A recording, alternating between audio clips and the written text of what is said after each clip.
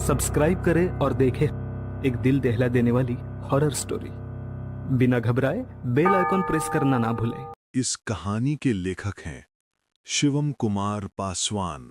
ये कहानी ब्रह्मांड की सकारात्मक और नकारात्मक ऊर्जाओं के रहस्यमयी खेल को दर्शाती है।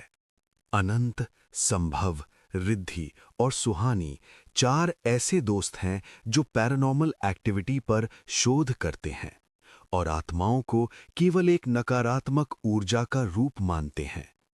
उनकी खोज उन्हें सबसे पहले अलीगंज की एक पुरानी हवेली में ले जाती है, जहां वे अपनी आधुनिक मशीनों की मदद से एक अतृप्त आत्मा का रहस्य सुलझाते हैं। उन्हें पता चलता है कि वहां वर्षों पहले एक ठाकुर ने एक नर्तकी और उसकी बच्ची की बेरहमी से हत्या की थी। वे उन दोनों के अवशेषों का अंतिम संस्कार कर उन आत्माओं को मुक्त कर देते हैं। इस सफलता के बाद उनकी जिज्ञासा उन्हें इफ़रित जिन्न की कहानी तक ले जाती है। रिद्धि को चांदपुर की मोर वाली हवेली में एक वर्जित पुस्तक के होने का पता चलता है। वहां पहुंचने पर उन्हें एक नक्काशीदार आईने के पीछे एक गुप्त पुस्तकालय मिलता है, जहां से वे उर्दू में लिखी उस प्राचीन पुस्तक को निकाल लाते हैं।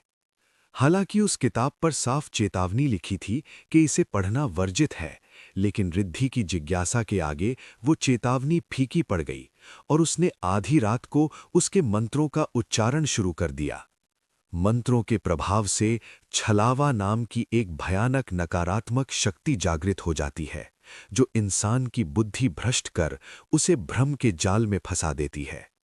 सुहानी को अचानक अपना कमरा एक भयानक जंगल की तरह दिखने लगता है, जहां उसे खौफनाक आदिवासी और अपनी ही सहेली रिद्धि खून से लथपथ दिखाई देती है। छलावा उसे विश्वास दिला देता है कि उसके दोस्तों की जान लेने, बलि देने से ही वो इस जाल से बाहर निकल पाएगी।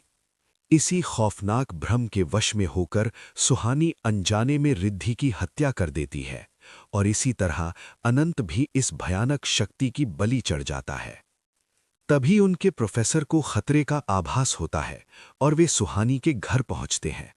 दरवाजा तोड़कर अंदर घुसते ही वे देखते हैं कि सुहानी और संभव बदहवास और बेहोश पड़े हैं। प्रोफेसर उस किताब के मंत्रों का उल्टा जाप करते हैं, जिससे वो नकारात्मक शक्ति कमजोर हो जाती है और सुहानी व संभव उस जानलेवा भ्रम छलावे से बाहर निकल आते हैं।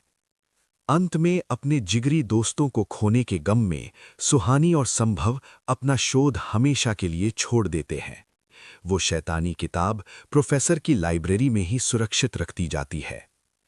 कहानी 8 साल बाद का एक दृश्य दिखाती है, जहां दो नई लड़कियां उसी अलमारी से वो किताब निकालती हैं और उसे पढ़ने की योजना बनाती हैं। ये अंत इस बात का संकेत है कि खौफ का ये चक्र दोबारा शुरू होने वाला है।